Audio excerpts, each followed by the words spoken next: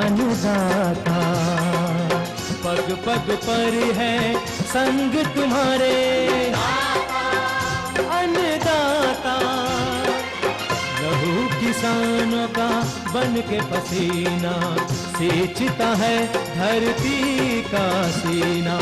मेहनत का तेरी हक दिलवाने, नई तकनीक नई खोज बताने। पशुधन को गुणवान बनाना, पौध सुरक्षा को सिखलाना, खेती के सब गुर समझाने, भारत का सरताज बनाने। आठों पहर है संग तुम्हारे अन्नदाता अन्नदाता। नमस्कार, मैं चित्रा आप सभी दर्शकों का अन्नदाता कार्यक्रम में स्वागत करती हूं। हर रोज की तरह कार्यक्रम में लेकर आई हूं खेती बाड़ी से जुड़ी हुई बहुत सी लाभकारी जानकारियां। तो चलिए सबसे पहले देखते हैं क्या है विशेष आज के कार्यक्रम में। रबी प्याज की भरपूर पैदावार देने वाली किस्में और उन्नत रोपाई तकनीक। अच्छी बढ़वार हेतु फसलों को कैसे बचाएं पाले के हानिकारक प्रभाव से। अधिक पुष्पन हेतु आम के बागों में किए जाने वाले जरूरी कार्य।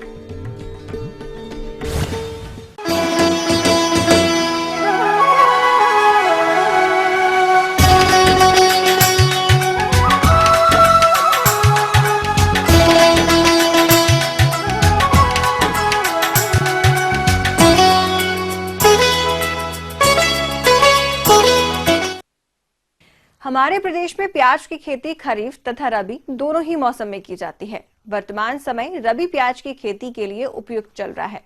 तो इसकी खेती से अधिक पैदावार लेने के लिए प्याज की कौन कौन सी उन्नत किस्मों का चुनाव करें तथा इसकी रोपाई किस तरह से करें, इस बारे में अपने अनुभवों को हमारे साथ साझा कर रहे हैं ग्रामपुर चंदौली के प्रगतिशील किसान कपिल देव सिंह।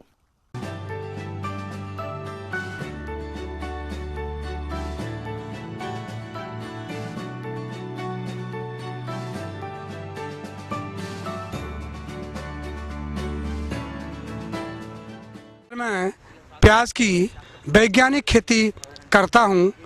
इसके लिए बहुत ही प्रमुख हमारी प्रजातियों के लेन देन में महत्वपूर्ण भूमिका अदा करता है उत्पादन।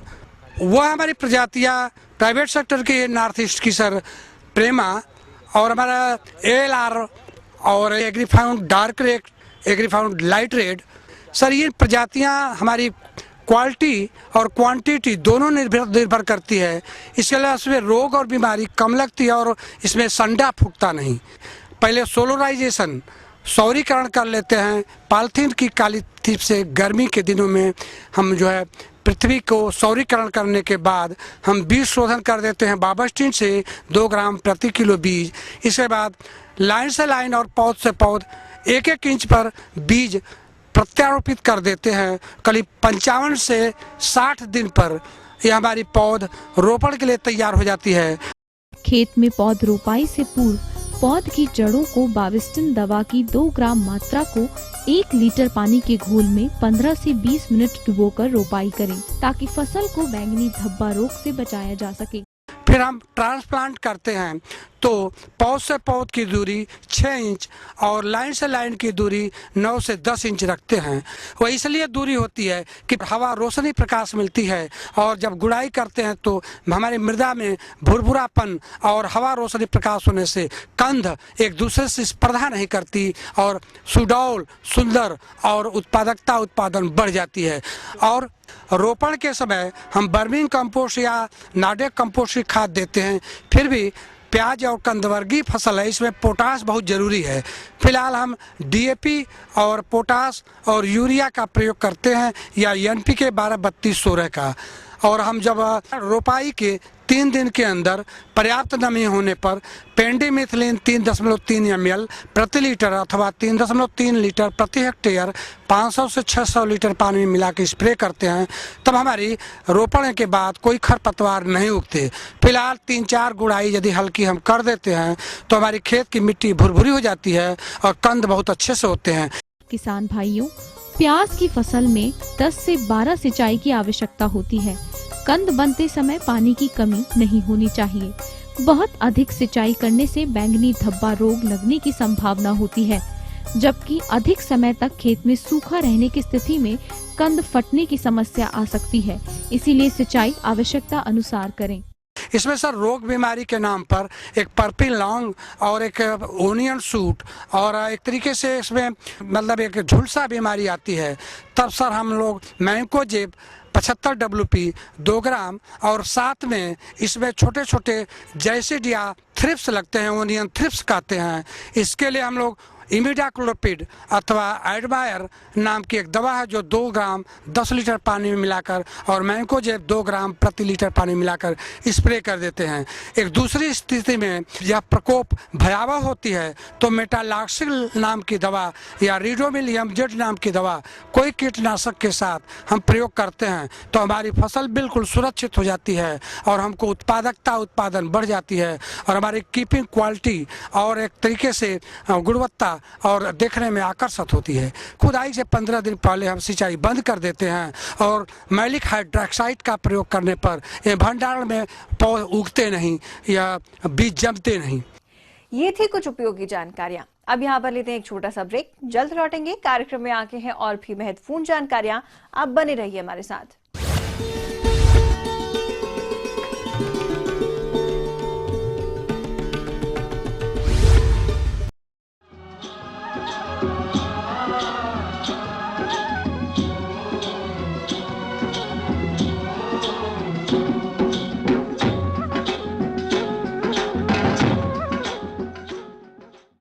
ब्रेक के बाद एक बार फिर आप सभी दर्शकों का अन्नदाता कार्यक्रम में स्वागत है। चलिए बढ़ते हैं अगली प्रस्तुति की ओर।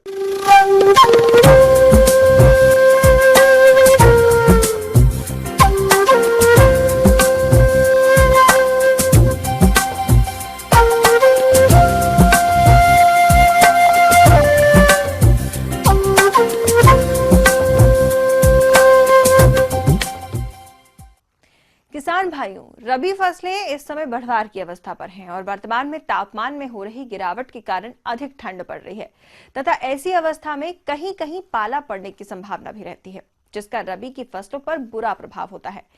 इसीलिए किसान भाइयों, आप मौसम की बदलती स्थिति और पाले के दुष्प्रभाव से अपनी फसलों को कैसे बचाएं, इस बारे में सुझाव दे रहे हैं कृषि वैज्ञानिक डॉक्टर CS सिंह। किसान भाई, जो इस समय तापमान है वो बहुत कम होता चला जा रहा है, जिसके कारण बहुत सारी फसलों को पाला का खतरा रहता है, जिसके कारण आलू और दूसरी कई सब्जियां फसलें इसके कारण बर्बाद हो जाती हैं। पाला क्या है? शीत ऋतु में जब वायुमंडल का औसत तापमान 0 डिग्री सेल्सियस से कम हो जाता है या तापमान में अचानक गिरावट आ जाती है, तब फसल के पौधों की कोशिकाओं में उपस्थित जल बर्फ में परिवर्तित हो जाता है तथा कोशिकाओं के आयतन में वृद्धि होने के कारण कोशिकाओं में उपस्थित जीव द्रव्य नष्ट हो जाता है। इससे कोशिकाएं टूटकर मर जाती हैं तथा पौधे झुलसे हुए नजर आते हैं। अत्यधिक पाला पड़ने से पौधे की पत्तियां एवं टहनियां बर्फ एवं हिमकणों में ढक जाती हैं। फसलों पर कम तापमान के इस प्रतिकूल प्रभाव को पाला कहते हैं।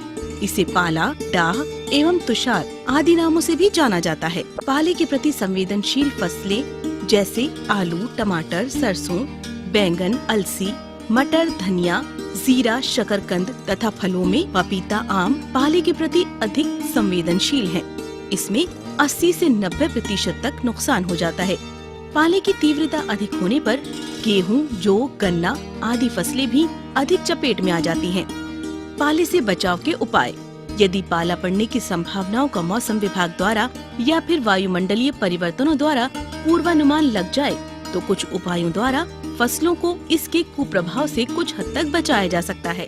किसान भाइयों को चाहिए इस पाला का बचाव करने के लिए कि वो अपने खेत की सिंचाई हमेशा नियमित अवस्था में करते रहें, ताकि खेत में अगर नमी बरकरार रहेगी तो उस पाले के अटैक को जो कम किया जा सकता है। पाला चूँकि भूमि में नमी होने के कारण तापमान में जो सॉइल का जो भूमि का तापमान है वो ज़्यादा कम नहीं हो पाता है। तो अगर नमी आपके खेत में विद्यमान रहेगी तो आपको पाले से आपके सब फसलों को वो सुरक्षा प्रदान करेगी। साथ में किसान भाइयों को चाहिए कि वो शाम के समय जब भी खेत में अगर जब तक वातावरण का टेम्परेचर सही नहीं होता है और कम है, तब तक किसान भाइयों को चाहिए कि जो भी खरपतवार मिले, साथ में अगर जैसे पहले उन्होंने धान लगाया तो धान का पुआल मिले, जो कुछ भी मिले उसको हल्का सा सुलगा के छोड़ दें, ताकि उससे हमें हल्का धुंध टाइप में धुआं होता रहे।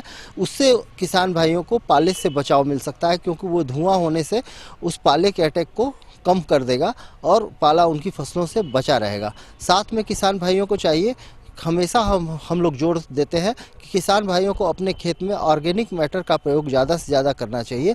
ऑर्गेनिक मैटर का प्रयोग करने से जैसे सड़ी गोबर की खाद, कंपोस्ट, वर्मी कंपोस्ट, ये सब सारा ज़्यादा अगर प्रयोग करते हैं तो उसमें आप ये पाएंगे कि पाले का अटैक कम होता है, पाला उतना उन फसलों में ज़्यादा नहीं मारता है, क्योंकि ऑर्गेनिक मैटर कंटेंट जब आपके सॉइल का धीमे धीमे बढ़ेगा तो उससे वाटर होल्डिंग कैपेसिटी, जो भूमि की जल धारण क्षमता है, उसमें वृद्धि होती है और आपके खेत में नमी ज़्यादा समय तक विद्यमान रहेगी, तो पाले का अटैक से ये बचा जा सकता है। तो किसान भाइयों को हम हमेशा ये सुझाव देते हैं कि हमेशा अपने खेत में ऑर्गेनिक मैटर का ज़्यादा से ज़्यादा मात्रा में प्रयोग करें, ताकि उनके खेत की सस्टेनेबिलिटी भी बढ़ेगी, उनका उत्पादन अच्छा होगा, साथ में इन सब चीज़ों से उनको बचाव भी मिलेगा। थायो यूरिया का छिड़काव। थायो यूरिया के 500 ppm 1 लीटर में 500 मिलीलीटर थायो यूरिया का घोल फूल आने की अवस्था में 15 दिन के अंतराल पर 2 बार छिड़काव पाला सहन करने की क्षमता को बढ़ाता है। छाया करके छोटे फूलों के पौधों एवं नर्सरी में उगाए गए पौधों को पाले से बचाने के लिए सूखी घास फूस, सरकंडे या गन्ने की पत्तियों आदि से ढक देवें। अति संवेदनशील शिशु फलदार पौधों की उत्तर एवं उत्तर पश्चिमी दिशा की ओर सरकंडे की टाटी बांधने से भी पाले से बचाव हो जाता है। इस प्रकार किसान भाइयों बताई गई बातों को अमल में लाते हैं तो फसलों को पाले के प्रकोप से बचाकर अच्छी उपज प्राप्त कर सकते हैं।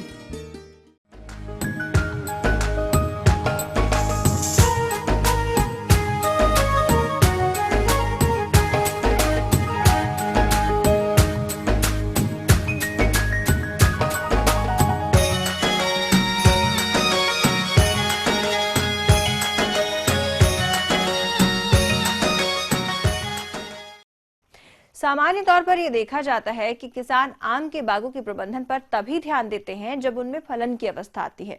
लेकिन किसान भाइयों, अच्छी क्वालिटी की अधिक फलत के लिए आपको अभी से ही आम के बागों का उचित प्रबंधन करना होगा, तभी आगे चलकर इन बागों में अच्छा पुष्पन होगा और बाग भी कीट एवं रोगों की चपेट से दूर रहेंगे। तो इसके लिए आप आम के बागों का प्रबंधन किस तरह से करें, आइए इस बारे में जानकारी लेते हैं कृषि वैज्ञानिक डॉक्टर सुधीर कुमार से। सबसे पहले आम के बारे में हम बात करते हैं कि आम की जब खेती करते हैं, जो बागवानी करते हैं किसान भाई, तो जो वयस्क पौधा है जिससे आप फल लेते हैं हर एक साल, जो 10-12 साल से ऊपर का पौधा हो गया है, उसमें किसान भाई जो वैज्ञानिक का अनुशंसा है वो 1 किलो नेत्रजन और 1/2 किलो यानी कि 500 ग्राम फास्फोरस और 1 किलो पोटास की जरूरत पड़ता है और बोरन 100 ग्राम की जरूरत पड़ता है। तो किसान भाई इसको 2 स्प्लिट डोज में देने की अनुशंसा है। एक तो पहला जो स्प्लिट डोज, जो पहली जो डोज पड़ता है वयस्क पौधे आम के पौधे में, वो जून जुलाई में पड़ता है, जो कि किसान भाई दे चुके होंगे। पहली स्प्लिट डोज में बोरन का प्रयोग कर चुके हैं, तो इस समय करने की जरूरत नहीं। अगर नहीं कर रहे हैं किसी कारणवश, तो इस समय 80 से 100 ग्राम बोरन प्रति पौधा के दर से अच्छी तरह से मिला के उसमें मिट्टी में मिला दें। फर्टिलाइजर का उपरिवेशन या फर्टिलाइजर का जो प्रबंधन है वो नहीं करेंगे, न किसी प्रकार का सिंचाई करेंगे। जब फूल और मंजर निकल जाए, मंजर और फूल निकलते हैं, उसके बाद जब दाने आकार का जब टिकोला बन जाता है, आम का फल बन जाता है मटर आकार का, उसके बाद आप सिंचाई करेंगे। किसान भाइयों, मंजर आने की अवस्था पर बाग में मधुआ कीट का प्रकोप देखा जाता है। ये कीट झुंड में रहते हैं, जो मंजरों और कोमल पत्तियों का रस चूस कर उन्हें क्षति पहुंचाते हैं। इसके अलावा वातावरण में आर्द्रता बढ़ने से चूर्णिल आसिता रोग, जिसे पाउडरी मिल्ड्यू के नाम से भी जाना जाता है, का प्रकोप बढ़ जाता है, जिसके कारण पौधों में प्रकाश संश्लेषण की क्रिया बाधित होती है।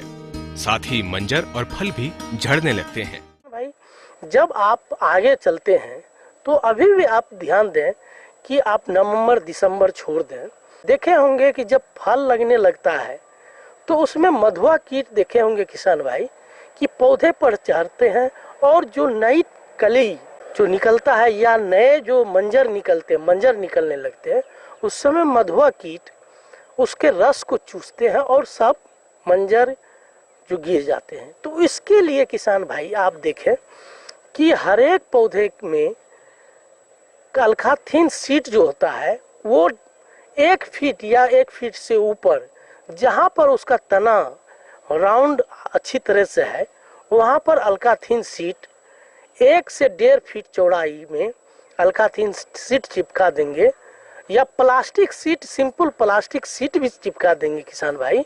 तो उससे क्या होता है, आपको ये प्रक्रिया जो है, ये कार्यक्रम आपको अधिक होने लगता है। उस समय आपको करना दिसंबर से और फर्स्ट वीक जनवरी तक आपको ये अल्काथीन सीट लगा देना। इससे क्या होगा किसान भाई, किसी दवाई का प्रयोग किए बगैर आपका मंजर और फूल और फल सुरक्षित रहेगा। किसी तरह का कीट का मधुआ कीट का प्रकोप नहीं होगा और फल आपके बच जाएंगे। आप जान लें कि एक स्प्रे जो 15 जनवरी से लेके 25 जनवरी तक किसान भाई ध्यान दें, सल्फर का घोल का स्प्रे आप अवश्य करें। 3 ग्राम सल्फर का घोल प्रयोग करेंगे तो इससे क्या होता है किसान भाई, एक तो कीटनाशक का भी ये काम करते हैं और पोषक तत्व का भी दूसरा काम करते हैं, और इसके अलावे वो टेम्परेचर को बढ़ाता है, पौधे में टेम्परेचर को बढ़ाता है, जिससे क्या होता है कि पौधे में मंजर और फूल अधिक से अधिक निकलते हैं। तो ये काफ़ी ही फायदेमंद है किसान भाइयों के लिए। इन सारी बातों पर ध्यान देंगे किसान भाई। और एक इंसेक्टिसाइड, किसी भी इंसेक्टिसाइड, रोगर हो, किसी भी प्रकार का कुनोलफॉस हो, किसी भी दवाई का 1.5 ml प्रति लीटर का घोल बनाकर आप स्प्रे। इस तरह से आप किसान भाई सारी बताई हुई बातों पर ध्यान देकर अगर पौधे का आम के बगीचे का बागवानी का देखरेख करके जो करेंगे तो आपको अधिक से अधिक लाभ मिलेगा। आगे और भी हैं बहुत सी रोचक जानकारियां, पर यहाँ पर रुकेंगे एक छोटे से ब्रेक के लिए। जल्द हाजिर होते हैं।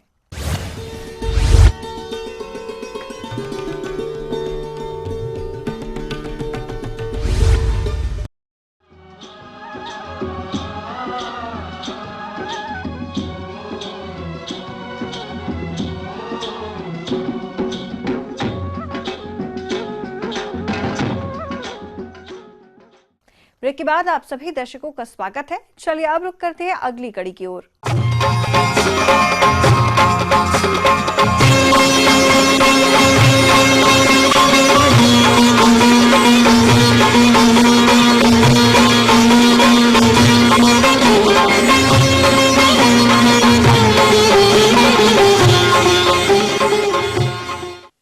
प्रदेश के बहुत से किसान भाई कृषि के साथ ही पशुपालन को भी अपना चुके हैं, जिसमें देसी पशुओं की संख्या ज्यादा है। लेकिन हमारे प्रदेश का दूध का उत्पादन पशु संख्या के हिसाब से बहुत कम है। इसके साथ ही ये पशु समय पर नहीं ब्याते, तो ये समस्या पशुओं में क्यों आती है और इसका समाधान क्या है, चलिए इसकी जानकारी लेते हैं पशु चिकित्सा अधिकारी डॉक्टर विनोद अग्रवाल से। देखो, पशुओं में 2 बातें हैं। एक तो ज्ञापन नहीं होना, यानी जो पशु निरंतर हीट में आते रहते हैं और ज्ञापन नहीं होते। दूसरे वो पशु जो पाली में नहीं आते, यानी हीट में नहीं आते। अपने प्रदेश में पशुपालकों के सामने पशुओं में समय पर नहीं बयाने की समस्या आमतौर पर देखी जाती है, और यदि किसान भाइयों पशु समय पर ही नहीं बयाएंगे तो आपके द्वारा की गई सारी मेहनत बेकार चली जाएगी तथा हमारे पशुपालकों को भारी नुकसान उठाना पड़ सकता है। तो इन पशुओं में जो हीट में नहीं आते, उन पशुओं को अपन पहले लेंगे। वो पशु ज़्यादातर या तो मिनरल मिक्सचर की कमी से या फिर देख रेख के अभाव से उनको प्रॉपर कहीं न कहीं न्यूट्रिशन नहीं मिल रहा, कि कुछ ट्रेस मिनरल्स ऐसे होते हैं जिसके कारण पशु ताव में आते हैं, जैसे विटामिन ई है, सेलेनियम है, आयोडीन है, फास्फोरस है, कैल्शियम है, इनकी क्या एक निश्चित मात्रा जब तक पशुओं में नहीं जाती तो वो ज्ञापन के सिम्टम्स नहीं आते, हीट के नहीं आते। तो ये दवा क्या आप निकटवर्ती पशु चिकित्सालय में सब में आजकल पशुधन आरोग्य योजना के अंतर्गत मुफ्त में मिलती है। आप इनका नियमित रूप से पशुओं को अपने खुराक में शामिल करें, नमक को शामिल करें जिसकी वजह से कि वो पाले में है। और दूसरा, जो पशु की ताव में आते हैं लेकिन ठहरते नहीं, तो इसका कारण क्या होता है कि उनका जो हिस्ट्री होती है उस पर डिपेंड करता है कि आपने पिछले ब्यात में पशु का क्या किया। कई बार क्या पिछले ब्यात में कोई रिटेंशन ऑफ प्लेसेंटा, जेर का रुकना, या पाली में कम देर तक आना, या पाली का टूट जाना, साइलेंट हीट आना जिसमें पशु में सिर्फ जेरे ही आते हैं, बोलती नहीं, ऐसे पशुओं की पहचान करके उसका निश्चित टाइम पे आप इसका कृत्रिम गर्भाधान या नेचुरल प्राकृतिक गर्भाधान से इसका सर्विस कराए सही टाइम पे, क्योंकि कई बार सही टाइम पर सर्विस नहीं देने से भी पशु ठहरता नहीं है। वो कितने टाइम के बाद में करवाएं, कब लेके जाएं सांड के पास में, ताकि हमें कुछ राहत मिल सके? देखो, ये बढ़िया क्वेश्चन है। इसमें क्या होता है, भैंस और गाय दोनों का हीट पीरियड अलग अलग होता है, क्योंकि भैंस जो हीट में आती है वो सामान्यतः दोनों ही पशु क्या है रात को हीट में आते हैं। रात को जब पशु हीट में आते हैं तो भैंस के लिए गर्भाधान का सही समय होता है सुबह, क्योंकि 8 से 12 घंटे के बाद में भैंस में गर्भाधान होना चाहिए। और गाय में ये 18 से 36 घंटे के लगभग होता है, क्योंकि जनरली रात को जब आती है तो दूसरे दिन सुबह या शाम को गाय में अपन को गर्भाधान प्राकृतिक या कृत्रिम गर्भाधान के द्वारा कराना चाहिए। और अच्छे टेक्निकल आदमी से कृत्रिम गर्भाधान कराना चाहिए जो इस बारे में नॉलेज रखता हूँ, और सही पाली का डिटेक्शन करके अपन को गर्भाधान करना चाहिए, क्योंकि अंडा बनना जो है वो महत्वपूर्ण है कि नहीं कि जानवर का हीट में आना। आप उसकी अच्छी पाली में हो जानवर, तभी उसको पशु सांड के या पाडे के पास लेके जाना चाहिए। पशुपालक भाइयों, यदि आप अपने पशुओं का सही समय पर गर्भाधान करवाते हैं तो न केवल पशुओं की देखभाल के खर्चे से बच सकते हैं बल्कि इनसे अच्छी आय भी ले सकते हैं।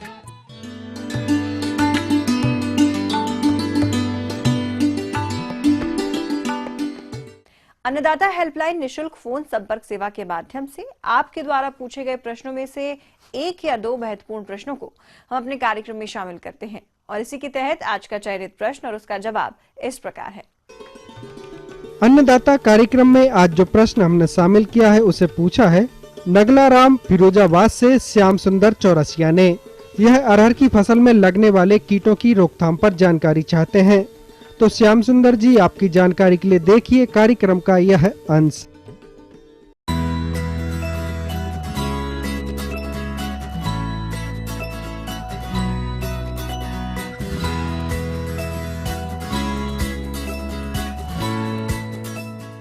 किसान भाइयों, जैसा कि जानते हैं कि अरहर एक महत्वपूर्ण दलहनी फसल है और हमारे संपूर्ण भारत में इसकी खेती की जाती है, और हमारे उत्तर प्रदेश में बहुतायत क्षेत्र में अरहर की खेती होती है। परंतु यदि हम समय से रोग और कीड़ों का नियंत्रण न करें तो हमारा अपेक्षित उत्पादन नहीं मिल पाता, जिससे किसान भाइयों को नुकसान होता है। इसलिए ज़रूरी है कि हम समय से रोग और कीड़ों का प्रबंधन करें, और इन में से प्रमुख कीटों में से हैं जो इस समय चल रहे हैं। एक पत्ती लपेटा कीट है, जहाँ पर पौधे ज़्यादा घने होते हैं या अच्छी वृद्धि होती है, वहाँ पर पौधों की पत्तियों में पत्ती लपेटा कीट पत्ती लपेट कर या तो अंदर खाता है या टेढ़ी मेढ़ी पत्तियाँ कर देते हैं। कुल मिलाकर पत्तियों का स्वरूप विकृत कर देते हैं, जिससे कि हमारे पौधे अच्छी वृद्धि नहीं कर पाते और उत्पादन पर प्रभाव पड़ता है। किसान भाइयों, अरहर की फसल में पत्ती लपेटक कीट का प्रकोप काफी देखने में आता है, तो आप इस कीट से अपनी अरहर की फसल को बचाने के लिए कौन कौन से उपायों को अपनाएं, आइए इस बारे में जानकारी लेते हैं। इस कीट के प्रबंधन के लिए जरूरी है कि हम नीम तेल, जैसे निबौली है या नीम तेल 3% और 1% साबुन का घोल मिलाकर यदि प्रति हेक्टेयर स्प्रे करें तो हमें इस कीट से प्रबंधन मिल जाएगा। दूसरा, रासायनिक दवाइयाँ हैं, जैसे कि मिथाइल पैराथियान 2% की 20 से 25 किलोग्राम प्रति हेक्टेयर यदि बुरकाव करें तो प्रबंधन हो जाएगा। इसके अलावा एक दवा है मोनोक्रोटोफास, जिसकी 1 लीटर 1000 लीटर पानी में घोल बनाकर यदि छिड़काव किया जाए तो भी प्रबंधन हो जाता है। इसके अतिरिक्त अभी जैसा कि देख रहे हैं कि फूलों की अवस्था में अरहर हुआ है और फूलों के बाद फलियां बनेंगी। उन फलियों का सबसे ज़्यादा नुकसान फली छेदक कीट के द्वारा होता है और फली छेदक कीट फलियों में छेद करके दाना अंदर खा लेता है, जिससे फली में छेद स्पष्ट दिखाई देते हैं और अंदर अंदर सूड़ी दाना खा करके फली को खोखली कर देते हैं, जिससे कि हमें सही उत्पादन नहीं मिल पाता। अरहर की फसल को क्षति पहुंचाने वाले हानिकारक कीटों में से एक है फली भेदक कीट। इसकी जो कीटारें होती हैं वह फलियों को अंदर से खाकर फसल को काफी नुकसान पहुंचाती है। तो आप इस तरह की हानि से बचने के लिए किस तरह करें इस कीट का नियंत्रण, आइए जानते हैं। इसके प्रबंधन के लिए जरूरी कि समय से हम फूलों की अवस्था से ही NPV 350 LE पर हेक्टेयर का स्प्रे करें। इसके अलावा नीम के उत्पाद जैसे निम्बिस्डीन या निबौली या नीम का तेल का छिड़काव करें तो प्रबंधन हो जाएगा। फिर भी यदि आपको ऐसा लगता है कि प्रबंधन सही ढंग से नहीं हो पाया और कीड़ा ज़्यादा है तो उसमें मोनोक्रोटोफास या इंडॉक्साकार्ब की आधा ml 1 लीटर पानी में घोल बनाकर छिड़काव करें और आवश्यकता पड़े तो 10 दिन में 15 दिन में दोबारा इसका छिड़काव करें, जिससे कि पूर्णतया प्रबंधन कर सकें। इसके अतिरिक्त एक फली मक्खी होती है जिसको पाड फ्लाई भी कहते हैं, वो भी आपकी अरहर में फली का नुकसान करती हैं, रस चूसती हैं और फली में छेद करके दाना जो शुरुआती दाना मुलायम होता है उसको खाती हैं। अब बात करते हैं फल मक्खी कीट की, क्योंकि ये मक्खी भी अरहर की फसल को काफी क्षति पहुंचाती है। तो इस कीट के द्वारा होने वाली हानि से बचने के लिए आप इस कीट का किस तरह करें नियंत्रण, आइए जानते हैं। उसको भी प्रबंधन करने के लिए एक दवा आती है जैसे रोगार या मेटासिस्टैक्स की, 1 मिलीलीटर 1 लीटर पानी में घोल बनाकर छिड़काव करें तो फली मक्खी से भी प्रबंधन हो जाएगा और आपकी अरहर में अच्छा उत्पादन मिलेगा। इस तरीके से कीटों का समय से प्रबंधन करके हम अपनी अरहर में अच्छा उत्पादन लेकर लाभ कमा सकते हैं। हम उम्मीद करते हैं कि आज का कार्यक्रम आप सभी दर्शकों के लिए उपयोगी रहा होगा। किसान भाइयों, अन्नदाता आपकी सेवा के लिए संकल्परत है। कृषि संबंधित समस्या एवं सुझावों के लिए आप हमें इस पते पर संपर्क कर सकते हैं। प्रोड्यूसर अन्नदाता, ETV Uttar Pradesh Uttarakhand, Ramoji film city Hyderabad 501512। साथ ही आप हमें ईमेल भी कर सकते हैं। हमारा ईमेल है p18annadatab@nw18.com। इसके अतिरिक्त आप हमें निःशुल्क हेल्पलाइन नंबर 180041921555 पर सोमवार से शनिवार सुबह 10 से शाम 4 बजे के बीच संपर्क कर सकते हैं। आइए अब देखते हैं कल दिखाए जाने वाले कार्यक्रम की मुख्य झलकियां। अच्छा बाजार भाव प्राप्त करने हेतु आंवले की तुड़ाई करते वक्त ध्यान देने योग्य बातें। अधिक पैदावार के लिए रबी की दलहनी फसलों में किए जाने वाले जरूरी प्रबंधन। फिलहाल अन्नदाता की पूरी टीम को दीजिए इजाजत। कल फिर इसी वक्त आपसे मुलाकात होगी कृषि संबंधित कुछ और महत्वपूर्ण जानकारियों के साथ। तब तक के लिए नमस्कार।